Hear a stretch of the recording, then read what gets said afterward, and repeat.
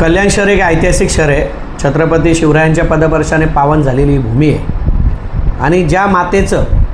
दुर्गा मातेचं आम्ही त्या ठिकाणी मंदिर आहे दुर्गाडी किल्ला म्हणून, त्याच्या पायथ्याशी एक भटाळे तलाव नावाचा तलाव हा सुरुवातीपासून होता,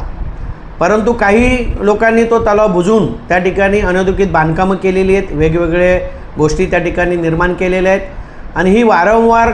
तक्रारी आम्ही महापालिकेकडे करत आलेलो आहे. ही मुळात जागा आहे शासनाची, त्यामुळे आम्ही महापालिका आयुक्त असतील, प्रांत साहेब असतील, तहसीलदार साहेब असतील यांच्याकडे सातत्याने पाठपुरावा केला आणि त्या पाठपुराव्याला यश म्हणून येत्या 3 तारखेला या जागेचा सर्वेक्षणाची तारीख तालुका भूमी अभिलेख विभाग म्हणजे TILR विभाग यांनी आम्हाला दिलेली आहे आणि त्यांनी लेखी पत्र हे महापालिका असेल त्यांच्या स्तरावर त्यांच्या अधिकाऱ्यांना सर्वेक्षण करायला दिलेलं असेल. या ठिकाणी मी एकच सांगेन की पोलीस बंदोबस्तामध्ये महापालिका आणि शासन या दोन्ही